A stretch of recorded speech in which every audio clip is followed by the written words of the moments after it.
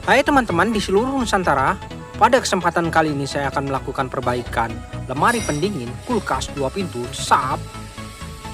Di sini yaitu Zetec inverter. Untuk kerusakan kulkas ini tidak dingin, baik di ruang freezer ya, di ruang freezer tidak dingin maupun di ruang refrigeratornya. Nah, seperti ini ya menurut keterangan. Oke, di sini ada tombol pengaturan suhunya. Nah, ini adalah kulkas SAP dengan tipe SJ IP57 INLV BLK. Oke.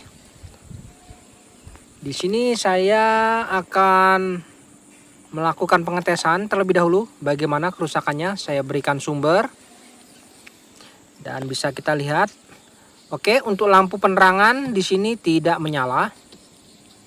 Tombol-tombol pengaturan suhu tidak berfungsi. Fan juga tidak bekerja di ruang freezer. Jadi seperti ini kondisinya.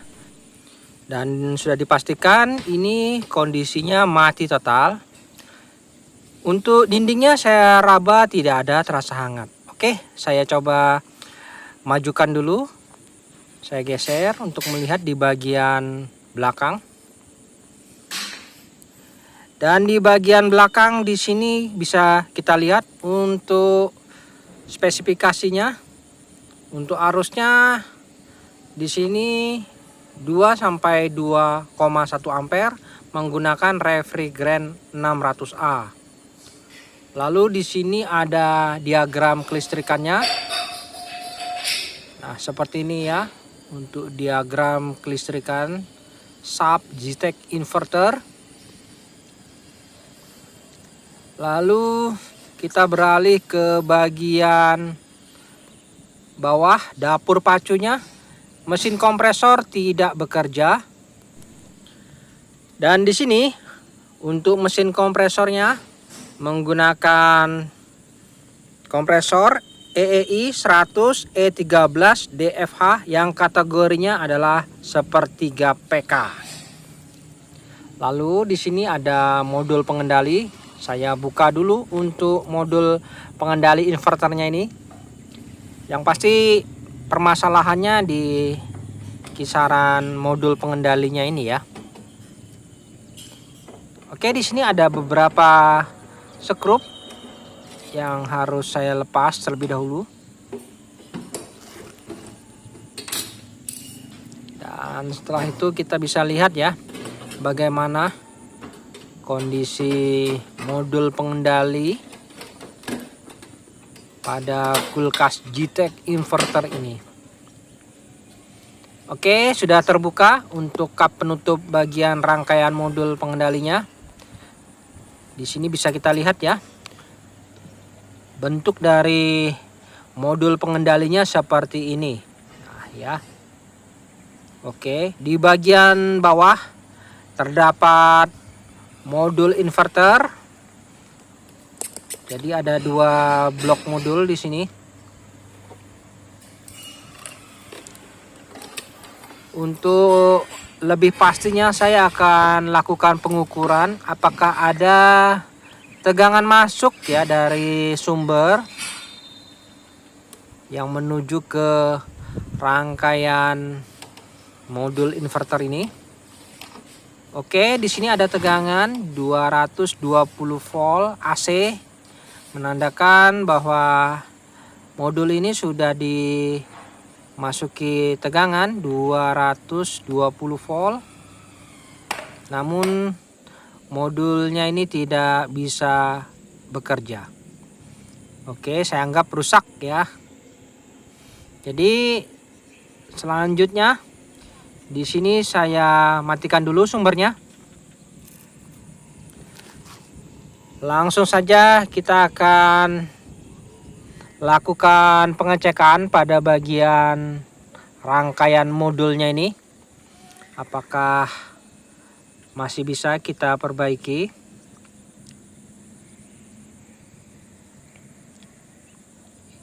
Dan ini adalah kabel grounding.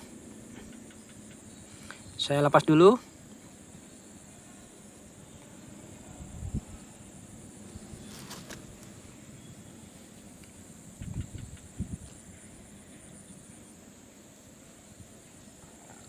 Oke, setelah kabel grounding terlepas, di sini bisa kita keluarkan box modulnya ini.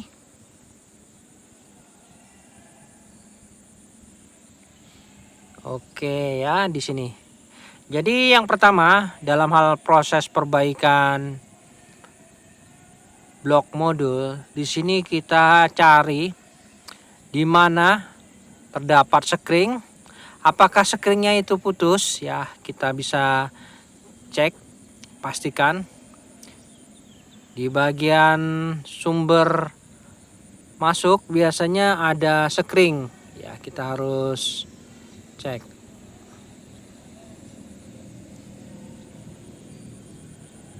Oke, untuk melepas modul pengendali di sini ada seperti pengait.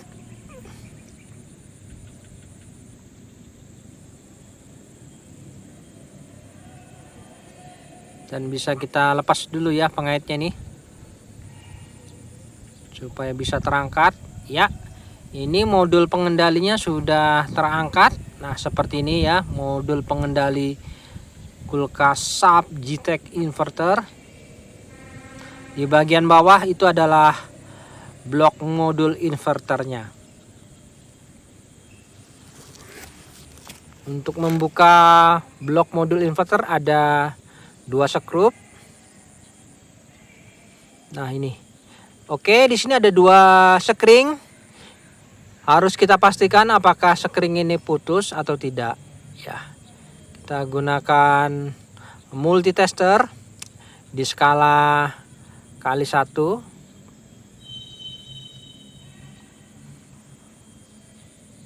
Ya, kita harus pastikan dulu ya apakah sekringnya yang putus atau tidak.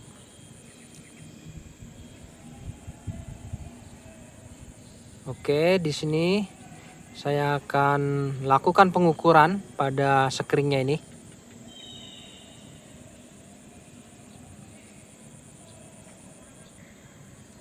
Oke, sekring yang pertama di sini saya ukur bagus ya. Lalu sekring yang kedua, ya ternyata benar dugaan saya, sekringnya putus ya, yang sekring yang kedua ini. Jadi sepertinya memang ada masalah di rangkaian modul inverternya ini. Oke, sudah jelas ya. Kita keluarkan dulu untuk modul inverternya ini untuk melihat apa saja komponen yang rusak. Dan ternyata, wah, ternyata ada yang terbakar di sini ya. Dan di sini sangat parah ini, terjadi gosong ini, ada bekasnya ini. Indikasi seperti terkena tegangan tinggi nih. Mungkin terkena petir bisa jadi nih. Gejala-gejala seperti ini biasanya kerusakannya cukup parah ini. Oke, di sini saya akan lakukan pengukuran pada bagian komponen yang saya curigai mengalami kerusakan.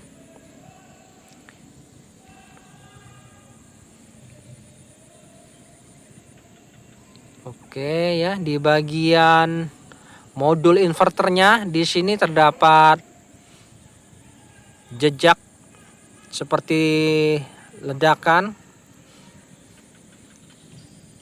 Dan di bagian tegangan elko ini, elko input pertama ini ya, saya ukur dulu apakah terjadi short.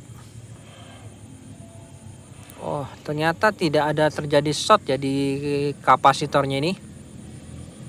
Namun di sini terjadi hubungan singkat sepertinya. Di sini ada soket yang menuju ke modul. Nah, ini supply yang ke modul saya lepas dulu. Jadi saya fokus pada tegangan yang menuju ke modul inverternya ini. Apakah terjadi short?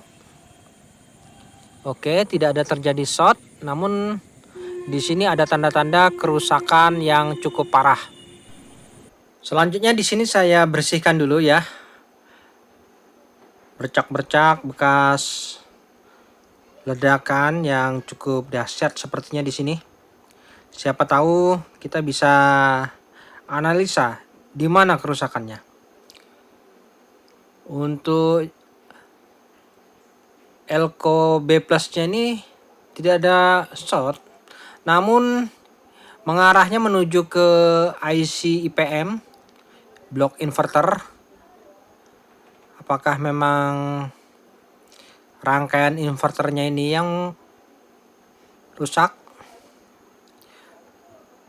Oke, di sini saya akan lakukan pemotongan jalur yang menuju ke IC IPM terlebih dahulu. Nah, jadi saya akan pasang sekringnya ini. Saya berikan satu helai serabut kabel ya sebagai sekringnya. Apabila terjadi short, otomatis sekring ini akan putus.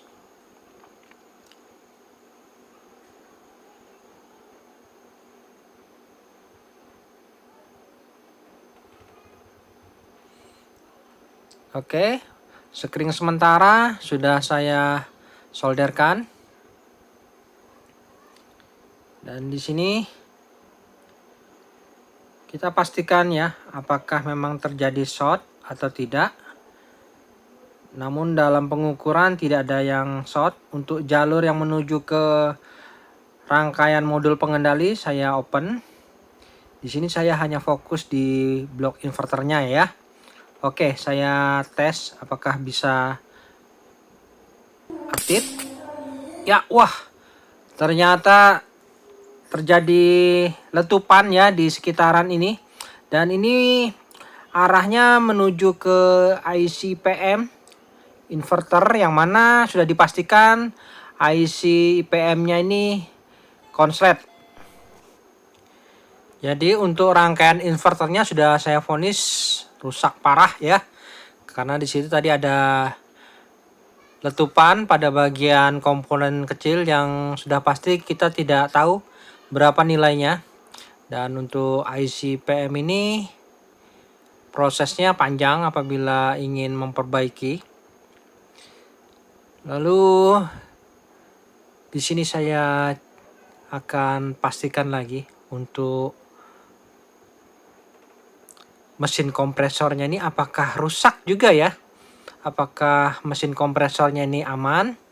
Untuk mengetahui mesin kompresor ini bagus atau tidak, di sini bisa kita lakukan pengukuran nilai hambatan pada kumparannya ini. Dan yang pasti untuk nilai hambatannya harus memiliki nilai hambatan yang sama. Oke, acak saja ya cara mengukur mesin kompresor inverter ini. Oke, di sini terukur memiliki nilai hambatan.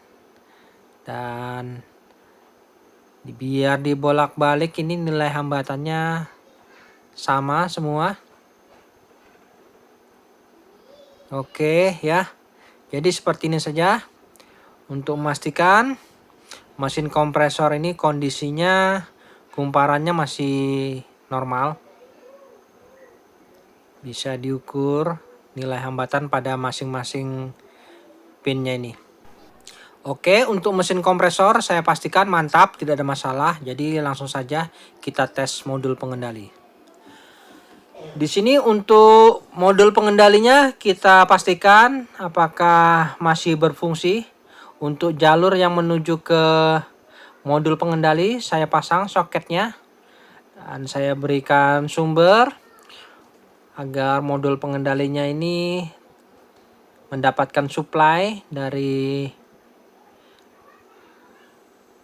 blok power supply-nya ini.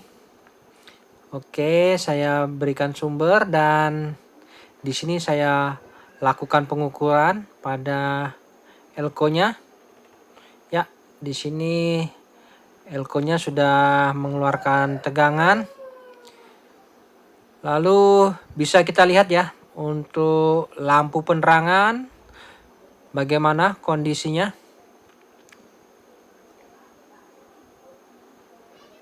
Oke ya, di sini untuk lampu penerangan ruang refrigeratornya berfungsi. Lalu di ruang freezer di sini untuk fan-nya ya, untuk fan-nya juga berfungsi di sini. Tidak ada masalah ya. Jadi untuk rangkaian modul pengendalinya tidak masalah. Namun untuk rangkaian inverternya ini yang bermasalah ya. Baik, saya cabut dulu sumbernya. Jadi untuk melakukan proses perbaikan kulkas yang mengalami kerusakan seperti ini, ada dua pilihan. Yang pertama kita bisa lakukan pergantian modul inverternya ini seperti ini dengan modul inverter Samsung ya, namun harus dimodif dengan timer. Ya, kita ganti modul inverternya saja, namun harus modif dengan timer seperti video saya sebelumnya sudah saya buatkan. Namun untuk lebih praktisnya bisa kita ganti satu set. Nah, seperti ini saja. Bisa diganti satu set modul inverter seperti aslinya. Nah, ini yang sudah satu paket dengan modul pengendali. Dan harganya tidak begitu mahal juga ya, kurang lebih hampir sama dengan blok modul inverter Samsung. Jadi di sini saya akan langsung saja mengganti satu set modul inverter dan modul pengendalinya ini supaya kinerja dari kulkas ini menjadi lebih mantap. Karena dampak dari petir itu sangat berefek juga mungkin ya pada komponen-komponen di bagian modul pengendalinya. Oke. Cara pergantiannya cukup mudah. Di sini tinggal kita lepas soket-soketnya.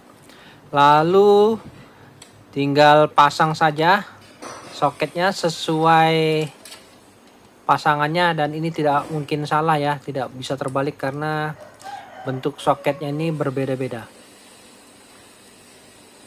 Oke, tinggal dipasang soketnya. Nah, seperti ini. Jadi untuk pergantian modul inverter dan modul pengendali ini dijual satu set seperti ini dan harganya juga terjangkau ya. Dan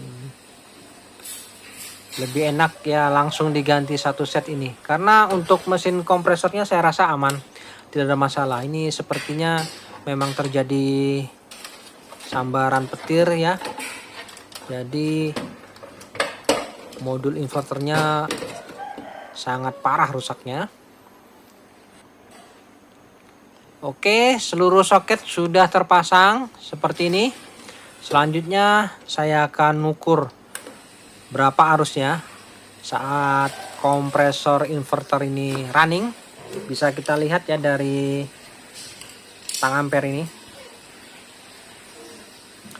Oke, siap-siap ya. Saya berikan sumber. Moga-moga proses perbaikan ini lancar.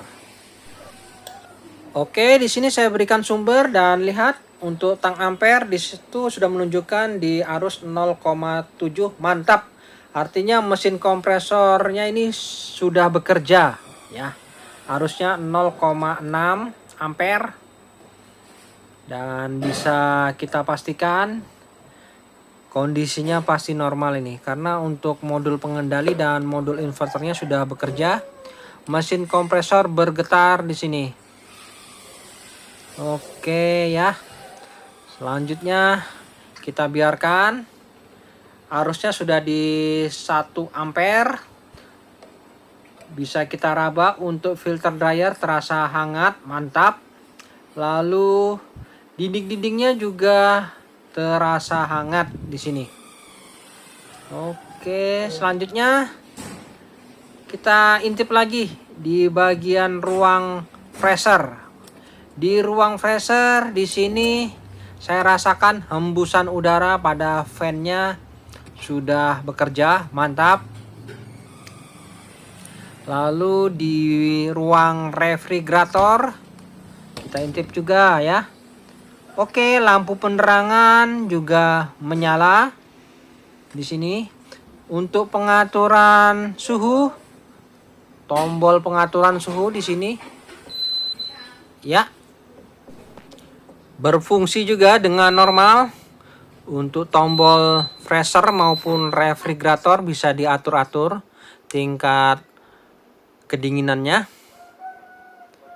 Oke, sepertinya sudah normal ya untuk kulkas SAP Zetec inverter. Dengan kerusakan di bagian modul inverternya, kita ganti saja satu set, lebih mudah dan lebih aman. Lalu setelah saya rapikan semua dan bisa kita lihat di sini untuk ruang refrigerator bisa dilakukan pengetesan saja ya untuk lebih yakin. Saya berikan air mineral dan nanti kita bisa cek dalam beberapa hari bagaimana hasilnya. Lalu di ruang freezer juga tidak ada salahnya saya berikan air mineral. Untuk melakukan pengetesan ini diperlukan kurang lebih sekitar ya 4 hari ya. Kita bisa lihat nanti hasilnya bagaimana. Baik teman-teman, setelah kurang lebih 5 hari kemudian di sini saya lakukan pengecekan. Untuk ruang freezer di sini terasa dingin dan ini air mineralnya sudah membeku dengan sempurna ya. Jadi untuk ruang freezernya di sini proses pembekuannya sangat bagus ya, mantap. Untuk ruang freezer sudah tidak diragukan lagi, sudah tidak ada masalah. Lalu di ruang refrigerator, di raknya saya raba di sini mantap ya dinginnya. Jadi sudah tidak ada masalah juga di ruang refrigerator. Di sini dinginnya sudah cukup. Oke, sampai di sini dulu ya perjumpaan video saya, dan kita akan ketemu lagi pada video-video saya selanjutnya. Sampai jumpa.